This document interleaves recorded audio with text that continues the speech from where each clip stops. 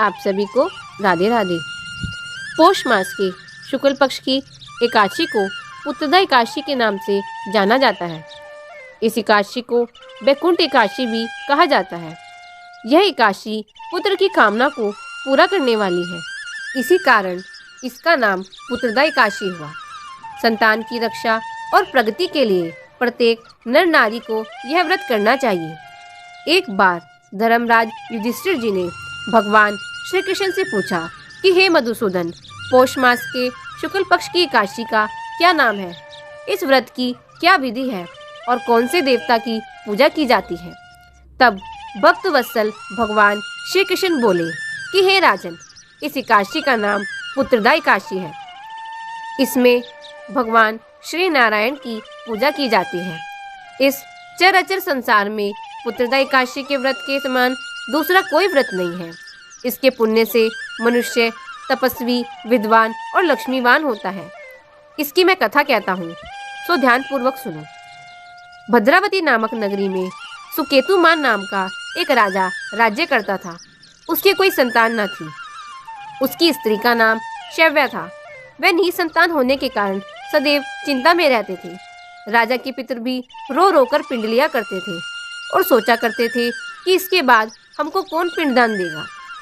राजा को भाई, बांधव, धन, हाथी, घोड़े, राज्य और मंत्री, इन सब में से किसी से भी संतोष नहीं था। वह सदैव यही विचार करता था कि मेरे मरने के बाद मुझको कौन पिंडदान देगा।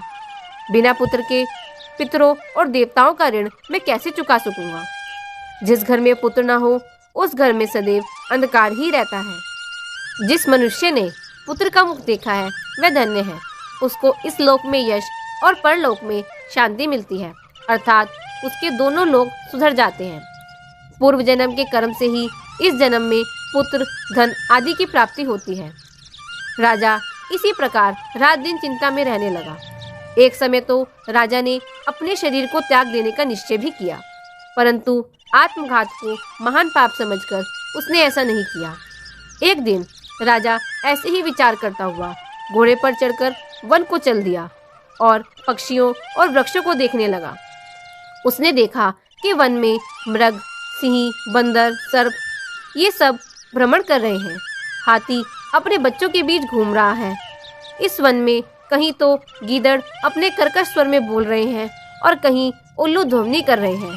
वन के दृश्यों को देखकर राजा सोच विचार करने लगा। इसी प्रकार आधा दिन बीत गया। वह सोचने लगा कि मैंने कहीं यज्ञ किए, ब्राह्मणों को स्वादिष्ट भोजन से तृप्त किया, फिर भी मुझे दुख प्राप्त हुआ, क्यों? राजा प्यास के मारे अत्यंत दुखी हो गया और पानी की तलाश में निकल पड़ा। थोड़ी दूर पर ही राजा ने एक सरोवर देखा। उस सरोवर में कमल खिले हुए थे तथा सारस, हंस, मगरमच्छ आदि विहार कर रहे थे। उस सरोवर के चारों तरफ मुनियों के आश्रम बने हुए थे। उसी समय राजा के दाहिने अंग फड़कने लगे। राजा शुभ शकुन समझकर घोड़े से उतरकर मुनियों को दंडवत प्रणाम कर उनके पास बैठ गए। राजा को देखकर मुनियों ने कहा कि हे राजन, हम तुमसे अत्यंत प्रसन्न हैं। तुम्हारी क्या इच्छा है सो कहो। राजा ने पूछा कि महाराज, आप कौन हैं और किस लिए यहाँ आए हैं? कृपा करके बताइए। मुनि कहने लगे कि हे राजन, आज संतान देने वाली पुत्रदा एकादशी है। हम लोग विश्वदेव हैं और इस सरोवर में स्नान करने के लिए आए हैं। यह सुनकर राजा कहने लगा कि मेरे भी कोई संतान नहीं है।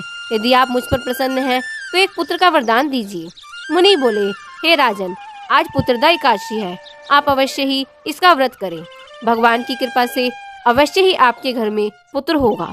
मुनियों के वचनों को सुनकर राजा ने उसी दिन एकादशी का व्रत किया और द्वादशी को उसका पारण किया। इसके पश्चात मुनियों को प्रणाम करके राजा अपने महल को वापस लौट आए। कुछ समय बीता और 9 महीने बाद रानी ने एक पुत्र को जन्म दिया। वह राजकुमार अत्यंत शूरवीर, यशस्वी और प्रजापालक हुआ। भगवान श्री कृष्ण बोले, हे राजन, पुत्र की प्राप्ति के लिए पुत्रदा एकादशी का व्रत करना चाहिए और जो मनुष्य इस महात्म्य को पढ़ता या सुनता है, अंत में वह स्वर्ग को जाता है। बोलिए वृंदावन बिहारी लाल की जय।